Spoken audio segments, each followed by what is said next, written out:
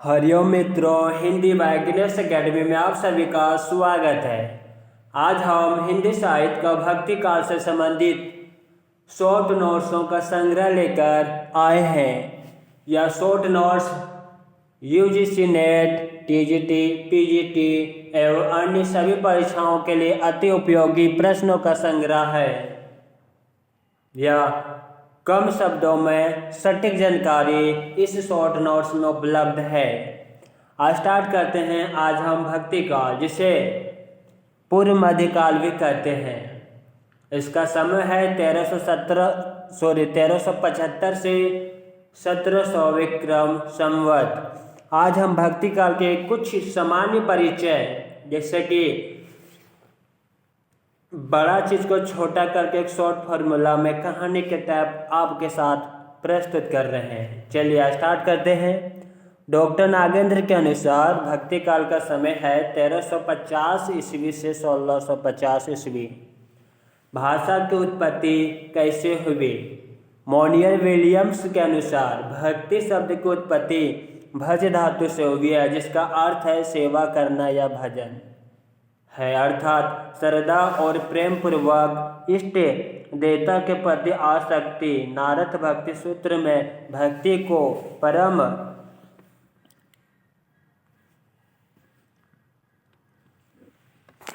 को परम प्रेम रूप और अमृत स्वरूप कहा गया है। इसको प्राप्त कर मनुष्य कृत्य संतृप्त और अमर हो जाता है। व्यास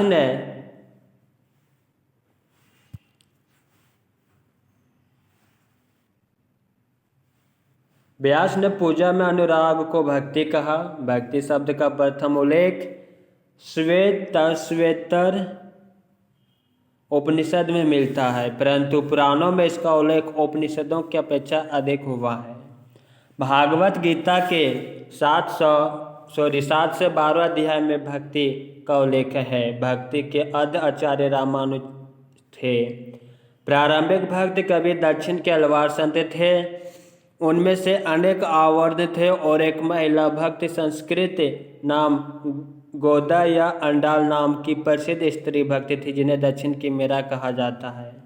अलवार उसे कहते हैं जिसे भगवान की स्वतः स्फूर्ति अनुभूति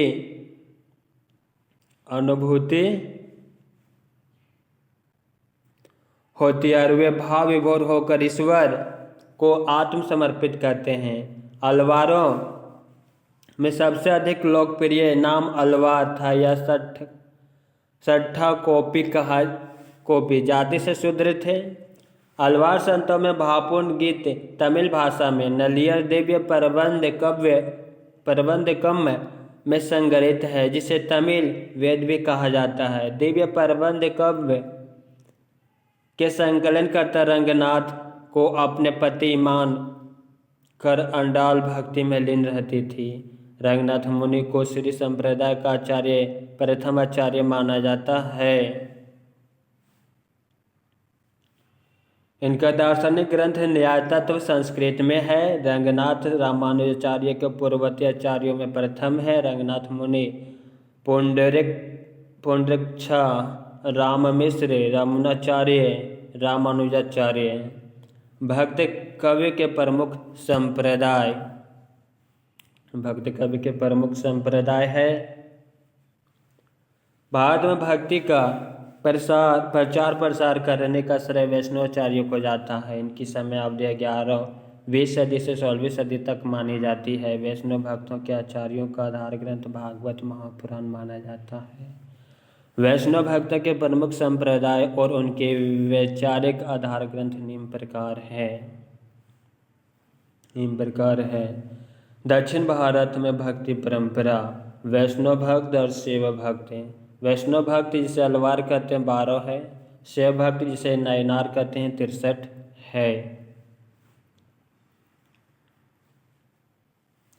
भक्ति आंदोलन के जन्मदाता अलवार माने जाते हैं। यह विष्णु के उपासक थे। अलवार का अर्थ है भगवान में डूबा हुआ। या जिसने अध्यात्म ज्ञान रूपी समुद्र में गोता लगाया हो। अलवार संत कवि थे। इनका संबंध दक्षिण भारत के केरल से था। इनके पदों की संख्या 4000 है। इनकी भाषा तमिल है। अधिकतर अलवार निम्न जाति के थे। इनका मानना था कि भक्ति करना सबका समान अधिकार है। अलवार कृष्ण और राधा की भक्ति करते थे। 12 भक्तों में प्रमुख अलवार नम अलवार थे।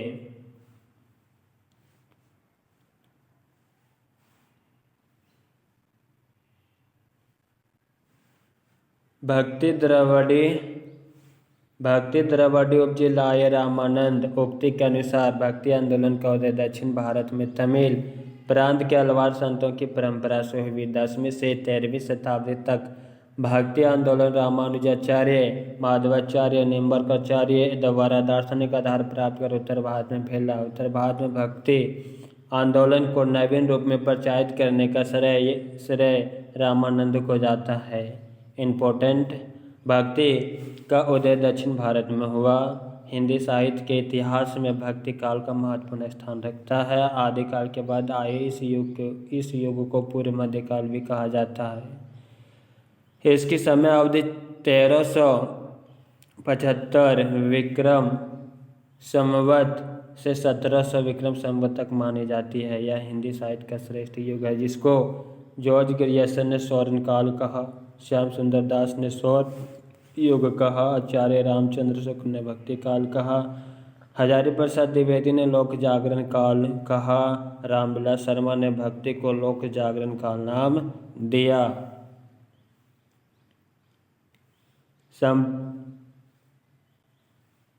संपूर्ण साहित्य के श्रेष्ठ कवि और उत्तम रचनाएं इसी काल में प्राप्त होती है। अलवारों के पक्षपात दक्षिण में आचार्यों की एक परंपरा चली, जिसमें रामानुजाचार्य प्रमुख थे। रामानुजाचार्य की परंपरा में रामानंद हुए। उनका व्यक्तित्व असाधारण था। वे उस समय के सबसे बड़े आचार्य थे। इन्होंने भक्ति के क्षेत्र में ऊंच नीच का भेद तोड़ दिया। सभी जातियों के अधिकारी व्यक्तियों को अपने शिष्य बनाया। उस समय का सूत्र हो गया था, जाति पाति पूछो नहीं कोई, जाति पाति पूछो नहीं कोई, हरि को भजो सो हरि को होई। रामानंद विष्णु के अवतार मानकर रामानंद ने विष्णु के अवतार राम की उपासना पर बल दिया। रामानंद ने और उनकी शिष्य मंडली ने दक्षिण की भक्ति गंगा का उत्तर में प्रवाह किया। समस्त उत्तर भारत इस पुण्य प्रवाह में बहने लगा। भारत भर में उस समय पहुँचे हुए संतों और महात्माओं भक्तों का अभिवर्ग हुआ था। भक्ति आंदोलन के उदय की पृष्ठभूमि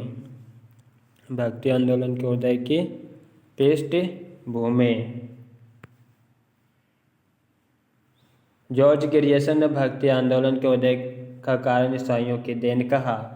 आचार्य रामचंद्र शुक्ल ने इस्लामी आक्रमण का प्रतिक्रिया किया। मुस्लिम आक्रमण के पराजय के कारण हताश जाति तथा सांस्कृतिक संकट भक्ति का उदय हुआ। रामविलास शर्मा ने कहा, भक्ति आंदोलन एक जातीय और जनवादी आंदोलन है। हजारी प्रसाद द्विवेदी, भक्ति आंदोलन भारतीय चिंतन धारा का स्वाभाविक है।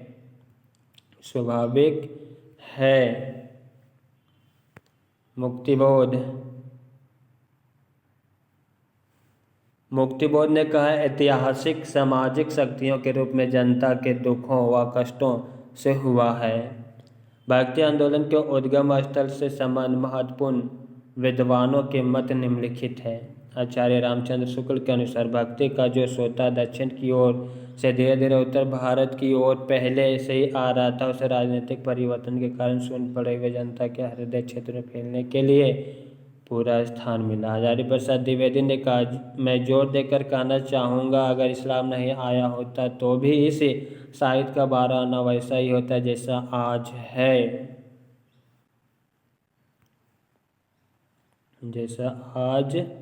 है। श्याम सुंदर दास का कथन, जिस युग में कबीर जैसी, तुलसी, सूर्य जैसे प्रसिद्ध कवि और महात्माओं की दिव्य वाणी ने उनके अंतःकरण से निकालकर देश के कोने कोने में फैली थी, उसे साहित्य के इतिहास का सामान्यतः भक्ति युग कहते हैं। प्रमुख सगुण और निर्गुण भक्ति संप्रदाय। प्रमुख सगुण और निर्गुण भक्ति संप्रदाय।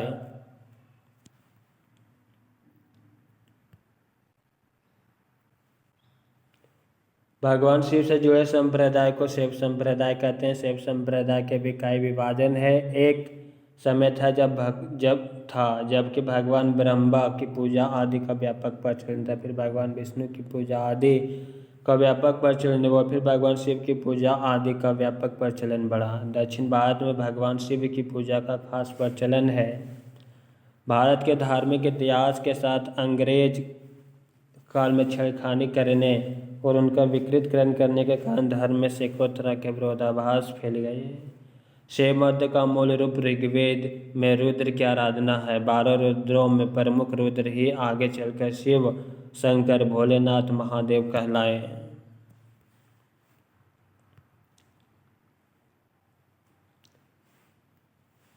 हिंदुओं के मुख्यतः 5 संप्रदाय माने जाते हैं। पहला शैव संप्रदाय, वैष्णव संप्रदाय, भक्त शाक्त संप्रदाय, वैदिक संप्रदाय और स्मार्त संप्रदाय।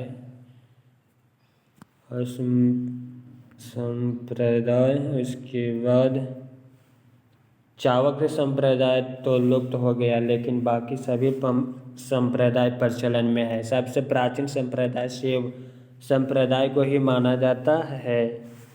शैव साधु संत।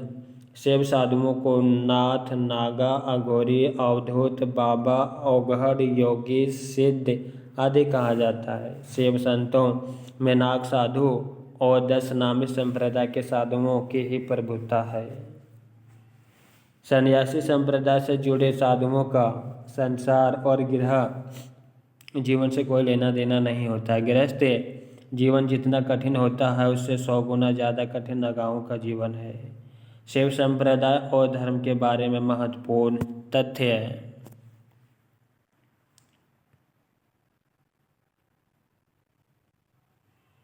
शैव संस्कार। पहला, शैव संप्रदाय के लोग एकस्वरवादी होते हैं। वे लिंग की पूजा ही करते हैं। दूसरा, इनके सन्यासी जटा रखते हैं। तीसरा, इसमें सिर तो मुड़ाते हैं लेकिन चोटी नहीं रखते हैं। चौथा, इनका अनुष्ठान रात्रि में होते हैं। पांचवा, इनके अपने तांत्रिक मंत्र होते हैं। छठा, ये निर्वस्त्र भी रहते हैं। भगवान वस्त्र भी पहनाते हैं और हाथ में कमंडल चिमटा रखकर धूनी भी रमाते हैं। सातवां, शैव चंद्र पर आधारित व्रत उपासना करते हैं। आठवां, शैव संप्रदाय में समाधि देने की परंपरा है। नौवां, शैव मंदिर को शिवालय कहते हैं जहाँ सिर्फ शिवलिंग होता है। 10वां, ये भवभूति तिलक आड़ा लगाते हैं। शैव संतों में गुरु मच्छेंद्र नाथ, गुरु गोरखनाथ, साईनाथ बाबा, गजानन महाराज, कनिफनाथ बाबा, रामदेव, तेजाजी महाराज, चौरंगी नाथ, गोगादेव, शंकराचार्य, गोपीनाथ, चुनकर नाथ, भर्तृहरि, जलंधरी आदि हजारों संत हैं जो जगत प्रसिद्ध है। शैव संप्रदाय उप संप्रदाय शैव में शाक्त, नाथ, 10 नामी, नागा आदि उप संप्रदाय है। महाभारत में महेश्वर शैव के 4 संप्रदाय बतलाए गए। शैव, पशुपति, कालदमन और कपालिक। प्रमुख वैष्णव संप्रदाय आचार्य।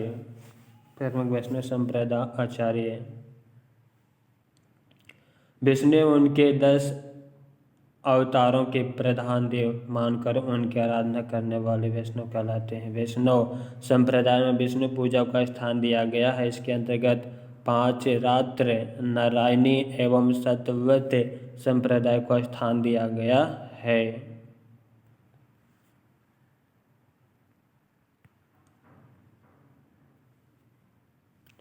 विष्णु और वासुदेव की एकता भावना धर्म एवं सतत्व धर्म में स्थापित की गई है। वासुदेव ही इसके प्रवर्तक हैं। 5 रात्र में रात्र का अर्थ ज्ञान है। 5 रात्र का अर्थ है 5 प्रकार के ज्ञान का अच्छी तरह बोध होना। ये पांच ज्ञान है, पहला परम तत्व, दूसरा मुक्ति, तीसरा भुक्ति, चौथा योग, पांचवा विषय संसार। शंकराचार्य ने 5 रात्र धर्म की प्रतिष्ठा की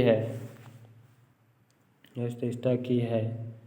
वैष्णव भक्ति के तत्व गीता में उपलब्ध होते हैं। इसके अतिरिक्त सांडिल्य भक्ति सूत्र, नारद भक्ति सूत्र में भक्ति का विस्तृत विवेचन किया गया। सांडिल्य भक्ति सूत्र में भक्ति के 2 भेद परा और अपरा बताए गए हैं। भागवत पुराण में कृष्ण अवतार को विस्तृत रूप में चित्रित किया गया है। कृष्ण कवियों में अपनी आधारभूत सामग्री यहीं से प्राप्त की है।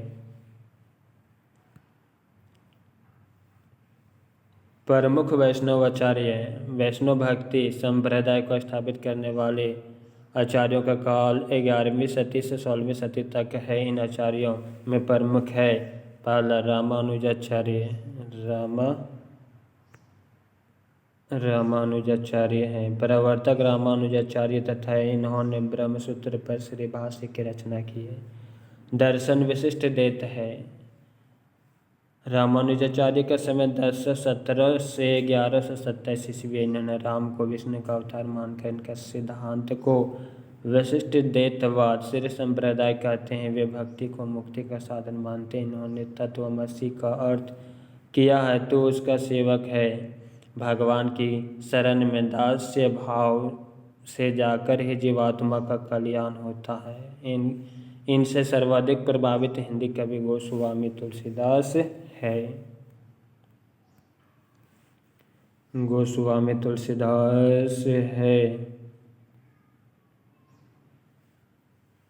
माधवाचार्य भगवान भक्ति को ही मोक्ष का सर्वोपरि साधन मानने वाले रामानुजाचार्य संप्रदाय के पश्चात एक तीसरा संप्रदाय निकला, जिसे द्वैत संप्रदाय, माधव संप्रदाय, ब्रह्म संप्रदाय कहते हैं। ब्रह्म संप्रदाय प्रमुख आचार्य आनंदी तीर्थ माधव मत द्वैतवाद इसके प्रवर्तक थे। संत माधवाचार्य, संत राम सखे इनके अनुयायी थे। माधवाचार्य एक महान संत और समाज सुधारक थे। इन्होंने ब्रह्मसूत्र और 10 उपनिषदों की व्याख्या लिखी है।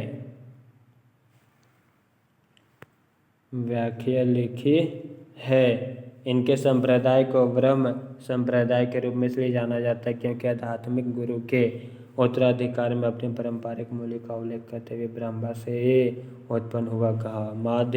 माधव परंपरा के अनुसार रचनाकार सृष्टि से श्रेष्ठ है, इसलिए मोक्ष केवल विष्णु की कृपा से मिलता है, प्रयास से नहीं। इसके अलावा भक्तिकालीन उत्तर भारत में ब्रह्म माध्य संप्रदाय के अंतर्गत ब्रह्म माधव गौडेश्वर गौड़ीय संप्रदाय, जिसके प्रवर्तक आचार्य श्री मना महाप्रभु चैतन्य देव हुए।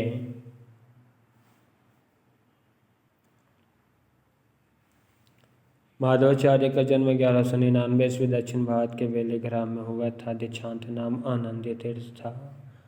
8 मंदिरों का निर्माण कराने वाले माधवाचार्य ने वैष्णव भक्ति के प्रचार में विशिष्ट योगदान दिया है।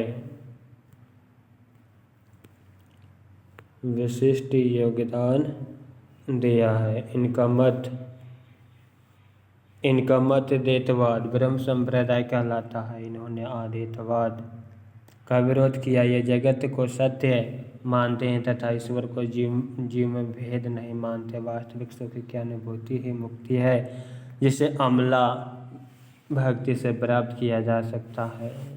विष्णु स्वामी डॉक्टर भंडारकर के अनुसार विष्णु स्वामी का समय 13वीं शताब्दी है। ये ईश्वर को सच्चिदानंद स्वरूप मानते हैं। ये नृसिंह को ईश्वर का प्रधान अवतार बताते हैं। इनके प्रमुख शिष्य वल्लभाचार्य थे। दार्शनिक दृष्टि से इनका सिद्धांत शुद्ध द्वैतवाद कहलाया है। इनकी मान्यताओं को ही वल्लभाचार्य ने अपने ग्रहण किया, जो प्रमुख भक्त एवं आचार्य माने जाते हैं। निम्बर्क आचार्य राम सनही संप्रदाय, निम्बर्क, सनक आदि हंस संप्रदाय सभी निम्बर्क आचार्य का है।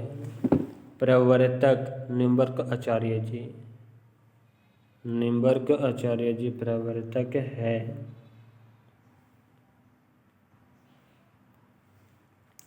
इन्होंने वेदांत पारिजात भाष्य लिखकर वैष्णव भक्ति का अपना नया दर्शन देत आदेत भेद अभेद प्रारंभ किया है। इस संप्रदाय में राधा को श्री कृष्ण की परिणति माना जाता है और युगल स्वरूप की मधुर सेवा की जाती है। राजस्थान में निम्बर्क संप्रदाय की प्रधान पीठ सलीमाबाद, किशनगढ़, अजमेर जो आचार्य परशुराम द्वारा स्थापित की गई है। इनकी प्रसिद्ध रचना परशुराम सागर है। दूसरी पीठ उदयपुर में स्थित है।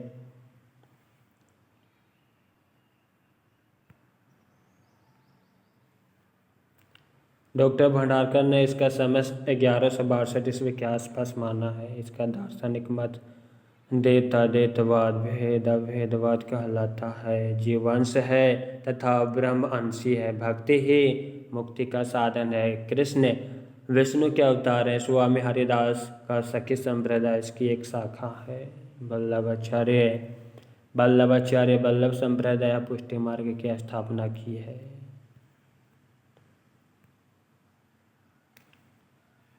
प्रवर्तक वल्लभाचार्य जी है। ग्रंथ अनुभाष्य दर्शन शुद्धदेतवाद।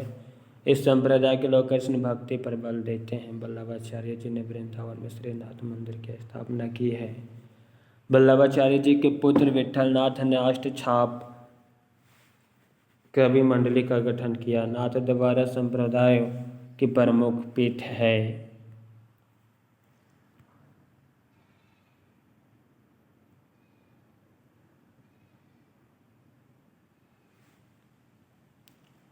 किशनगढ़ शासक संवत सिंह इस संप्रदाय के अनुयायी हैं। इस संप्रदाय की प्रमुख विशेषता हवेली संगीत है। विठलनाथ के पुष्टि मार्ग का जहाज सुंदरदास ने कहा। इनका जन्म 1479 ईस्वी में रायपुर जिले के चंपारण गांव में हुआ था। ये तेलंग ब्राह्मण थे। अकबर इनकी विद्वता से प्रभावित था। जिस प्रकार स्वर्ग अनेक रूपों में परिवर्तित होने पर भी शुद्ध स्वर नहीं रहता, उसी प्रकार ब्रह्मा भी शुद्ध है। ब्रह्मा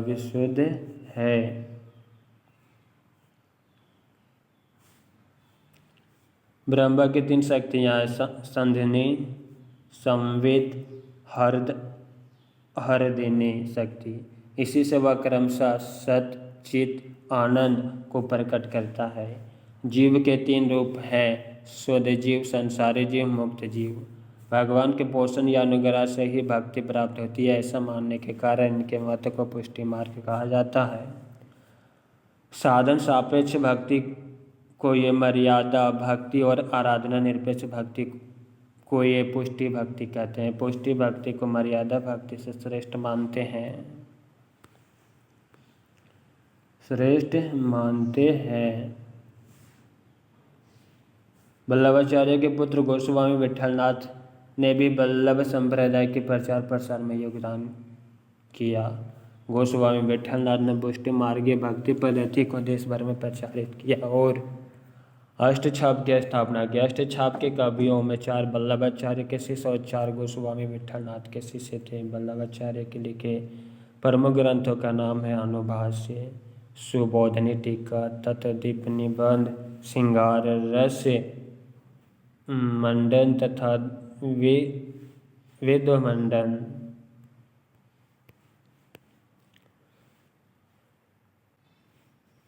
मित्रों, आज भक्ति काल भाग 1 समाप्त हुआ है। आगे वाले वीडियो में भक्ति काल भाग 2 लेकर आएंगे। आज की वीडियो यहीं पे समाप्त करते हैं। वीडियो कैसा लगा कमेंट में अवश्य लिखिएगा और साथ ही अपने दोस्तों को शेयर अवश्य कीजिएगा। लाइक और सब्सक्राइब जरूर करें। हरि ओम।